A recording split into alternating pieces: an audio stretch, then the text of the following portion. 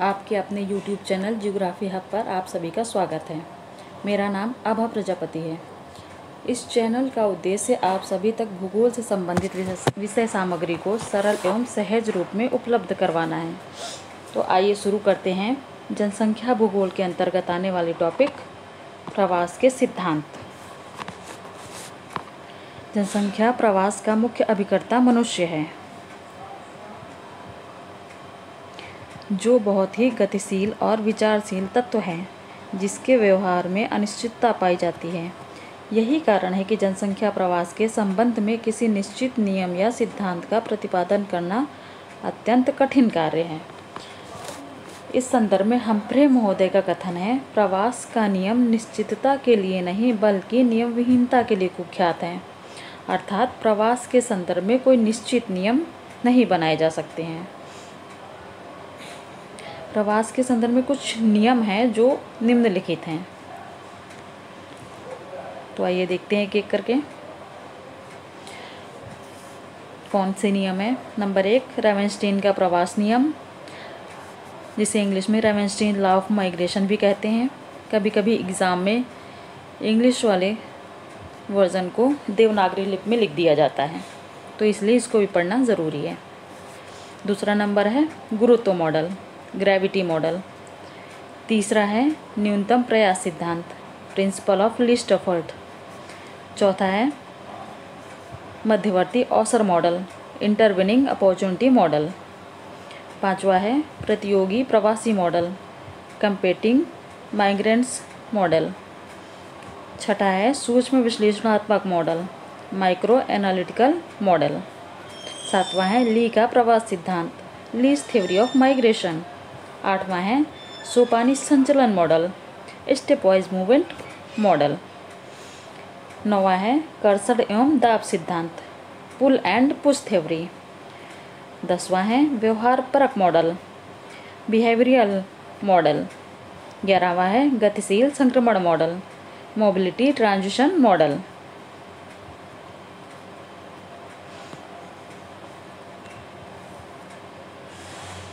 अब आइए देखते हैं सबसे पहला सिद्धांत, रेवेंस्टीन का प्रवास नियम। मानव प्रवास के संबंध में सन 1889 में रेवेंस्टीन ने सर्वप्रथम किसी सिद्धांत का प्रतिपादन किया। इन्होंने ग्रेट ब्रिटेन के काउंटी स्तर पर होने वाले प्रवासों के आनुभविक आधार पर प्रवास के नियम का प्रतिपादन किया। रेवेंस्टीन द्वारा प्रवास के संदर्भ में निम्न 7 नियम प्रतिपादित हैं, जिसमें से पहला है प्रवास और दूरी, माइग्रेशन एंड डिस्टेंस, जिसमें इन्होंने क्या कहा है, अधिकांश प्रवासी लघु दूरी तक ही स्थानांतरित होते हैं, जिसके परिणाम स्वरूप जनसंख्या में स्थानीय परिवर्तन एक सर्वव्यापी घटना है। इससे प्रवास धारा उत्पन्न होती है, जो बड़े व्यापारिक तथा औद्योगिक केंद्रों की ओर अग्रसर होती है। इसका कारण यह है कि इन केंद्रों में अधिक प्रवासियों को धारण करने की क्षमता होती है ना। यह नियम 2 प्रकार से क्रियाशील होता है। नंबर 1, दूरी क्षय कार्य, डिस्टेंस डिके फंक्शन, जिसके अनुसार दूरी बढ़ने के साथ साथ प्रवास की मात्रा घटती जाती है। दूसरा है लंबी दूरी के प्रवासी बड़े व्यापारिक तथा औद्योगिक केंद्रों को प्राथमिकता देते हैं, है ना।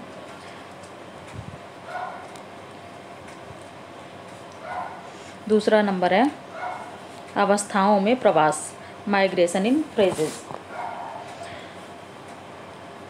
इसमें इन्होंने क्या कहा है, पहले ग्रामीण क्षेत्र के लोग तीव्र गति से बढ़ते हुए अपने समीपवर्ती नगर में एकत्रित होते हैं, जिससे ग्रामीण क्षेत्र खाली हो जाता है। इस खाली क्षेत्र को भरने के लिए अपेक्षाकृत दूरस्थ क्षेत्र के प्रवासी आते हैं। रेवेंस्टीन के अनुसार यह क्रम तब तक चलता रहता है जब तक कि बड़े नगर का प्रभाव कई चरणों में बढ़ता हुआ दूरस्थ क्षेत्र तक नहीं पहुंच जाता। इसमें बिखराव या प्रकीर्णन प्रक्रिया अवशोषण प्रक्रिया के विपरीत होती है, किंतु दोनों में समानता पाई जाती है। अब देखते हैं तीसरा नियम क्या है, धारा और प्रतिधारा, ड्रिफ्ट एंड काउंटर ड्रिफ्ट। प्रत्येक प्रवास की मुख्य धारा में रिक्तियाँ उत्पन्न होती हैं जिनकी पूर्ति के लिए प्रतिधारा का जन्म होता है। इस प्रकार प्रवास की मुख्य धारा प्रतिधारा को उत्पन्न करती है। चौथा क्या है?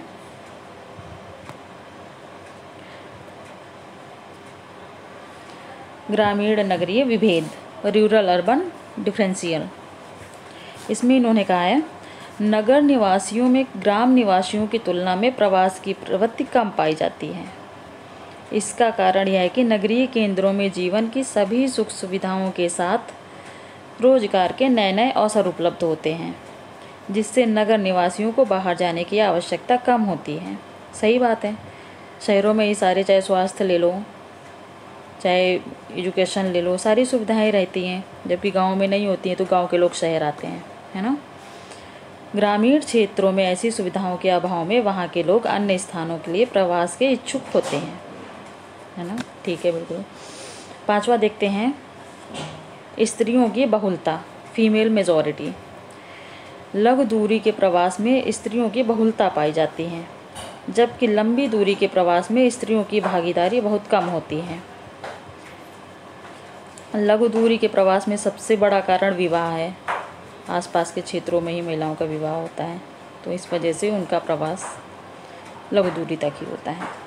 नंबर 6 देखते हैं, तकनीकी विकास और प्रवास, टेक्नोलॉजिकल डेवलपमेंट एंड माइग्रेशन। तकनीकी प्रगति के साथ साथ जनसंख्या के प्रवास की मात्रा में वृद्धि होती है। बिल्कुल सही है। 7वां है, आर्थिक उद्देश्य की बहुलता, प्राइमेसी ऑफ इकोनॉमिक एम्स।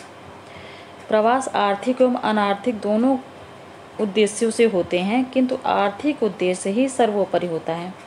बिल्कुल सही है। सबसे ज़्यादा रोजगार के लिए ही लोग जाते हैं, आय के लिए, है ना।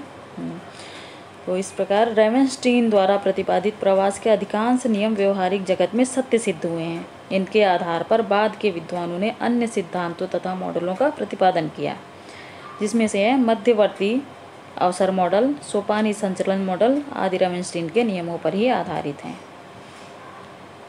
इस टॉपिक से संबंधित कुछ प्रश्नोत्तर देख लेते हैं।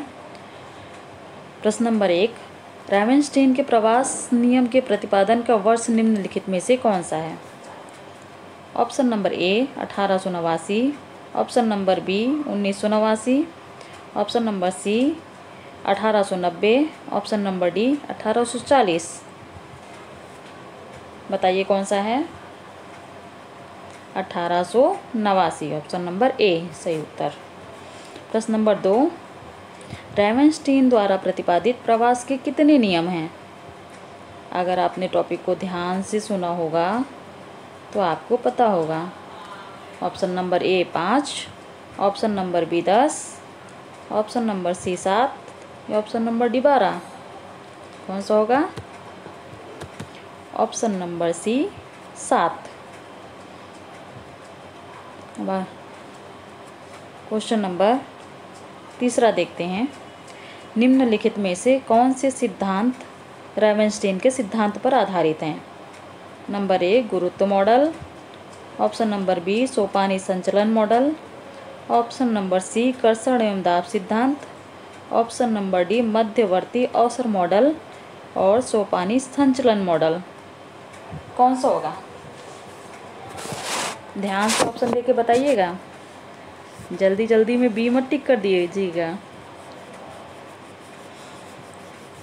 ऑप्शन नंबर डी मध्यवर्ती अवसर मॉडल और सोपानी संचलन मॉडल। चलिए दोस्तों, यहाँ पे आज का सेशन समाप्त होता है।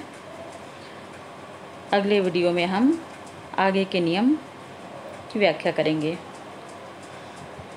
अगर वीडियो पसंद आया हो तो सब्सक्राइब ज़रूर करिए चैनल को। धन्यवाद।